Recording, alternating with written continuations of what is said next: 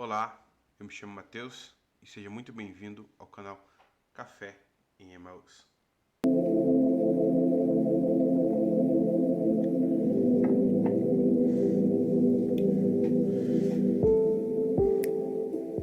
Olá, espero que você esteja bem.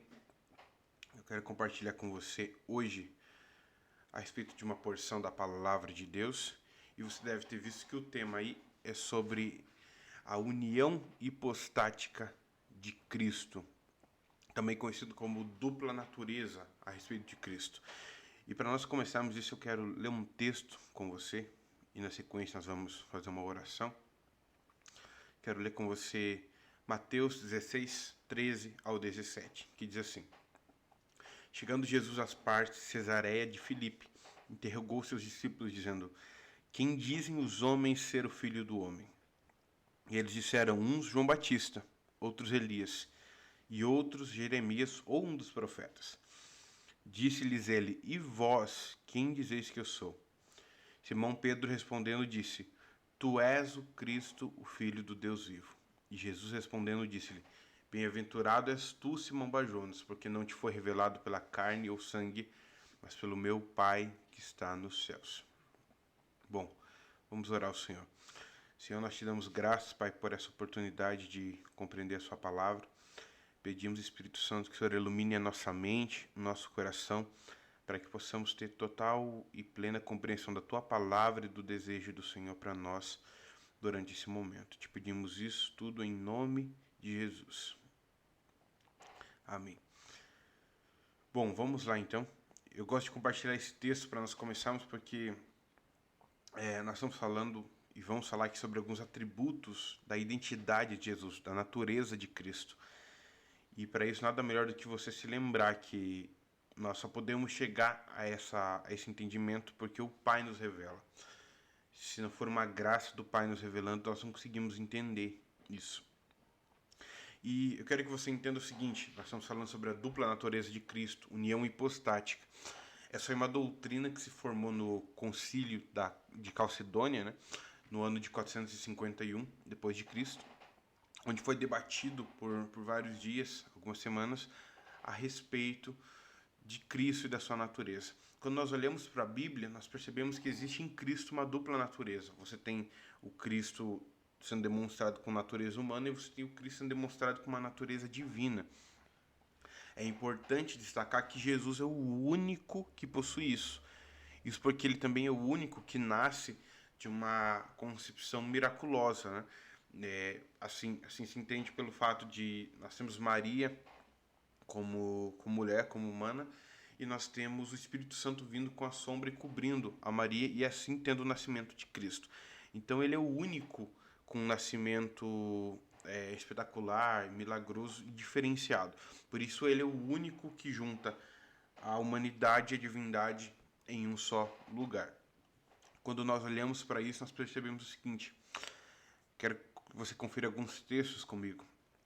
Nós temos Lucas 2,40, por um exemplo, onde nos é apresentado Jesus crescendo. Né? Lucas 2,40 diz: E o menino crescia, se fortalecia em espírito, cheio de sabedoria, e a graça de Deus estava sobre ele. Bom, quem cresce em estatura, quem cresce em sabedoria, não é a natureza divina, porque a natureza divina já é plena de tudo isso. Ela não tem uma estatura específica, ela não tem um tamanho, ela não precisa crescer, ela já é plena. Então quem está crescendo aqui é o Jesus homem, né? É Jesus como homem que está crescendo aqui. Quando você olha para Lucas 4:2, nós temos Jesus no meio do deserto e a Bíblia diz assim: 40 dias foi tentado pelo diabo, e naqueles dias não comeu coisa alguma, e terminados eles teve fome. Ou seja, mais uma vez nós temos aqui Jesus como homem, estando com fome. Lucas 22:44, onde apresenta que Jesus, ali no momento do Getsemane, né, no jardim do Getsemane, ele ora intensamente, e a Bíblia diz assim: posto em agonia, orava mais intensamente, e o seu suor tornou-se como grandes gotas de sangue que corriam até o chão. Ou seja, Jesus está tendo agonia, está em profunda agonia, e o fato fato dele estar suando gotas como de sangue, né? Até a medicina explica esse fato, dizendo que é uma pessoa que está num momento de grande agonia, grande tensão. Então Lucas, inclusive Lucas como médico, é o único dos evangelistas que nos conta isso, exatamente para demonstrar um nível de aflição e agonia que Jesus está padecendo. Depois nós olhamos para Hebreus 4:15, que diz assim: porque não temos um sumo sacerdote que não possa compadecer-se das nossas fraquezas, porém um que, como nós, em tudo foi tentado, mas sem pecado. Jesus em tudo foi tentado, mas sem pecado. Aquele que padece tentações não pode ser outro senão humano. Então, quando nós olhamos para isso aqui, nós vemos que Jesus era humano, Jesus foi homem, Jesus padeceu dificuldades, sofrimentos. Quando você olha para João 11:35, Jesus está chorando de tristeza. Todo o contexto nos remete a crer que é por conta de que seu amigo Lázaro morreu. Ele vê as outras irmãs chorando, todo mundo ali, e ele começa a chorar também. Ou seja, quando nós olhamos para isso, você percebe que Jesus foi humano, ele padeceu fome, ele teve sede, ele teve agonia, ele teve aflições, ele padeceu dificuldades, ele foi tentado em tudo, mas sempre lembrando que ele não pecou em nada. Ele é tentado em tudo, mas ele não pecou em nada. Quando nós olhamos para tudo isso, isso nos esclarece que Jesus é 100% homem. Quando nós olhamos para isso, nós somos levados a entender que Jesus tinha sim uma natureza humana que é inegável para nós. Em contrapartida, eu quero compartilhar com você alguns textos que apresentam para nós a natureza divina de Jesus. Então, quando nós olhamos, por exemplo, para Marcos 2:5, a Bíblia diz assim: E Jesus, vendo a fé deles, disse ao paralítico: Filho, perdoados estão os teus pecados. Esse texto é muito interessante porque é o texto daqueles amigos que descem o paralítico pelo telhado, e é natural que quando eles estão descendo o paralítico ali, a expectativa deles, a esperança deles é que Jesus diga agora, pode, levanta e anda. Mas não é isso que Jesus faz. A primeira coisa que Jesus faz, mostrando a prioridade que precisava estar no coração da humanidade, é olhar para ele e falar: Filho, perdoados estão os teus pecados. E cria um alvoroço naquele momento, porque quem pode perdoar pecados é apenas Deus. E se é apenas Deus que pode perdoar pecados, por que Jesus diz isso?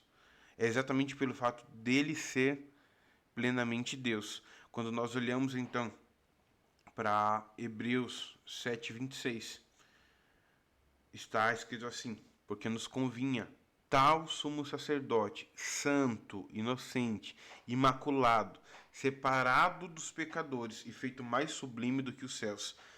Perceba que esse santo, inocente, imaculado, separado dos pecadores, feito mais sublime que os céus, é uma referência clara a Cristo, dando o entendimento de que Cristo é separado dos homens num nível de santidade absoluta. Ou seja, quem tem santidade absoluta é apenas Deus, não são os homens. É apenas Deus. Então, esse texto nos leva a entender que Jesus era também Deus.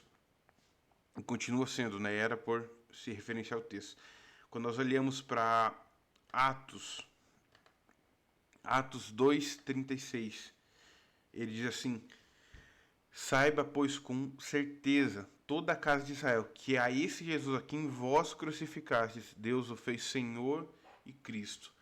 A expressão aqui, Senhor, que é usada geralmente na Bíblia para descrever, é a expressão Kyrios, do grego. É aquele Senhor sobre toda a casa, Senhor sobre tudo que existe. Esse Senhor é aplicado à pessoa de Deus no Antigo Testamento, a pessoa de Deus Pai. Então, o fato de a Bíblia usar isso aqui para descrever Jesus, tanto aqui em Atos como em Filipenses também acontece isso, demonstra claramente para nós de que Cristo está unido com o Pai. Inclusive, João 10:30 também fala isso, quando Jesus fala, eu e o Pai somos um.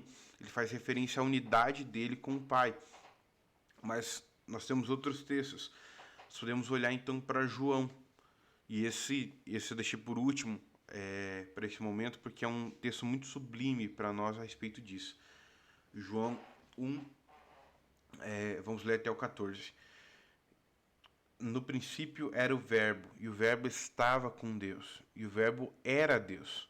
Ele estava no princípio com Deus. Eu vou ir falando versículo a versículo para ficar mais fácil. Perceba que ele está fazendo uma referência clara a respeito de Jesus. No princípio era o Verbo, né? Depois ele vai discorrer falando a respeito de Jesus. Eu quero que você entenda que essa linguagem que João tá usando é exatamente para passar um hebraísmo. Porque quando você olha para Gênesis, o texto começa exatamente assim. No princípio criou Deus os céus e a terra.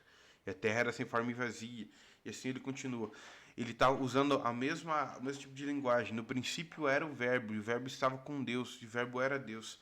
Para descrever que naquele princípio do Gênesis, quem estava ali presente em conjunto com Deus, ao mesmo tempo que é Deus, é o Verbo. E esse Verbo que ele está dizendo, a palavra, é o Logos de Deus, é Cristo. Então Cristo está no princípio. E se ele está no princípio, isso caracteriza ele como pré-existente. O versículo 2 fala, ele estava no princípio com Deus. Ele é pré-existente. Se ele está com Deus, isso significa que além dele ser pré-existente, ele é eterno. E a eternidade é um atributo de Deus. Os homens não têm eternidade. Eles têm imortalidade, porque assim como os anjos, em um momento nós fomos criados e depois, na consumação dos tempos, sendo salvos por Cristo, nós não morreremos. Então nós nos tornamos imortais. Mas nós tivemos um momento que passou a existir. Agora Jesus não. Ele é eterno. Ele não teve um momento em que foi criado. Ele está junto com o Pai. Quando nós olhamos para o 3, todas as coisas foram feitas por Ele, e sem Ele, nada do que foi feito se fez. Ele está dizendo que tudo que foi criado através do Logos, através da palavra, através do Verbo. E sem Ele, nada do que foi feito se fez. Então, esse Verbo, esse Logos, essa palavra, ele é criador. E criação é um atributo de Deus e não dos homens. E a luz resplandece nas trevas. Aliás, o 4, nele estava a vida, e a vida era a luz dos homens. E a luz resplandece nas trevas, e as trevas não a compreenderam. Houve um homem enviado de Deus, cujo nome era João. Este veio para testemunho, para que testificasse da luz, para que todos crescem por ele. Não era ele a luz, mas para que testificasse da luz. Ali estava a luz verdadeira, que ilumina todo homem que vem ao mundo. Estava no mundo, e o mundo foi feito por ele, e o mundo não o conheceu. Veio para o que era seu, e os seus não o receberam. Mas a todos quanto o receberam, deu-lhes o poder de serem feitos filhos de Deus, aos que creem no seu nome, os quais não nasceram do sangue, nem da vontade da carne, nem da vontade do homem, mas de Deus. E o Verbo se fez carne e habitou entre nós, e vimos a sua glória como a glória do unigênito do Pai, cheio de graça e de verdade. Quando você olha para esse texto aqui, é impressionante que você percebe, então, como o Verbo tem que ser pré-existente à criação, porque se ele fosse depois da criação, não faria sentido o texto. Então, ele vem antes da criação. Só que o próximo versículo fala que ele está junto com Deus, o que nos leva ao entendimento dele como eterno. Então, ele é eterno, ele é criador. Depois João está dizendo que ele vem e ele habita entre nós, ele se comunica entre nós, ele manifesta a sua graça, então ele é pessoal, ele tem uma vontade, ele tem desejo, ele se manifesta. E deixa claro que ele é quem concede vida, ele é quem transforma e permite com que os outros se tornem filhos de Deus também. Quando você olha para tudo isso, você não tem como para onde correr, não tem alguma alternativa, você precisa compreender com a graça de Deus, Pai, que Cristo, ele é 100% homem e ele é 100% Deus. Eu sei que alguns gostam do entendimento de falar 50% aqui, 50% lá, mas a Bíblia nos mostra que ele é plenamente 100% homem, 100% Deus. Não é parcial em nenhuma das suas naturezas. E ainda que para nós haja uma certa dificuldade desse entendimento, nós precisamos pedir que o Pai nos agracie, pedir que o Pai manifeste a sua graça e entender que várias coisas a Bíblia não explica, ela apenas apresenta. E essa é uma delas. Ela apresenta Jesus como homem e apresenta Jesus como Deus, de forma que nenhuma das suas naturezas se contradizem ou brigam, mas elas estão mutuamente trabalhando, elas estão em conjunto para o cumprimento do propósito. Claro que vai existir momentos em que a natureza carnal vai falar uma coisa e o propósito da divina é o que vai suprir. Por exemplo, no próprio Getsemane, no momento em que Jesus fala, se possível, passa de mim este cálice. É o medo, é a agonia, é a aflição da carne falando, Jesus como homem. Agora, na sequência ele fala mais, passe de mim este cálice, se possível, passe de mim este cálice, mas todavia seja feita a sua vontade. Então ele está recorrendo de novo ao propósito, ao senso do propósito que o Pai lhe deu. Quando você olha para isso, fica claro de que Jesus ele é 100% homem, 100% Deus. Além disso, nós precisamos entender o texto de Filipenses 2, do 5 ao 11, que diz assim, Paulo dizendo à igreja de Filipos, de sorte que haja em vós o mesmo sentimento que houve também em Cristo Jesus, que sendo em forma de Deus, não teve por usurpação ser igual a Deus. Ou seja, ele é Deus, ele sendo em forma de Deus, ele tem os atributos de Deus, mas ele não tomou por usurpação ser igual a Deus. Ou seja, ele abre mão de ser igual a Deus. E por que ele abre mão? Ele continua, mas esvaziou-se a si mesmo, tomando a forma de servo, fazendo-se semelhante aos homens. E achado na forma de homem, humilhou-se a si mesmo, sendo obediente até a morte e morte de cruz. Jesus é Deus, ele é 100% Deus, ele está junto do Pai, mas ele abre mão do seu atributo para fazer o homem. Esse texto só pode ter sentido se você compreender o fato das duas naturezas depois.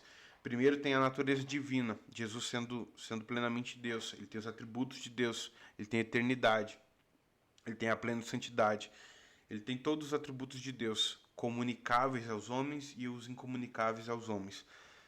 Mas ele pega e ele abre mão desses atributos para fazer o homem. E então, como homem, ele padecer essas dificuldades, essas aflições, para poder então ser tentado também, ainda que sem pecado, ele ser tentado, padecer as dificuldades e aflições e pagar o preço pela nossa salvação. Então, quando você olha para Filipenses 2, do 5 ao 11, você conclui exatamente o ponto das duas naturezas. E ele continua dizendo, por isso também Deus o exaltou soberanamente e lhe deu um nome que é sobre todo nome, para que ao nome de Jesus se dobre todo o joelho dos que estão nos céus e na terra, debaixo da terra, e toda língua confesse que Jesus Cristo é o Senhor, para a glória de Deus Pai. Então, esse texto aqui, ele complementa todos os outros, mostrando para nós que Jesus abriu mão da sua glória, dos seus atributos como Deus, para fazer o homem. E ele só poderia abrir mão de algo que já era dele. Então, ele, sendo Deus, ele abre mão dos seus atributos e faz homem, o que mostra a natureza humana. Nesse momento, nós olhamos para o restante dos textos e vemos que Jesus era 100% homem e 100% Deus. Como eu disse, não é uma realidade simples ou fácil, ao ponto de que durante a história da teologia foi muito debatido isso, né? E como eu falei ali em 451 no Concílio de Calcedônia, eles firmam então esse ponto, deixando claro que Cristo é coigual com o Pai e participante da mesma natureza do Pai, ao mesmo tempo que ele tem a dupla natureza, sendo 100% homem e 100% Deus. Eu espero que isso tenha esclarecido você. Se você tiver alguma dúvida, deixe nos comentários a respeito desse assunto ou algum outro assunto que você queira que eu grave um vídeo. E com todo prazer nós vamos colocar na lista de vídeos para poder esclarecer todas as dúvidas. Lembre de compartilhar esse vídeo, curta, comente aí e envie para várias pessoas que precisam também ter total compreensão do sacrifício que Cristo fez por nós. Ele abre mão de todos os seus atributos como Deus para se fazer homem. Tudo isso com o intento de nos alcançar com salvação. Mesmo sem ele precisar, ele não precisava fazer nada disso, mas ele nos alcança com salvação e graça através disso. Tá bom? Que Deus te abençoe.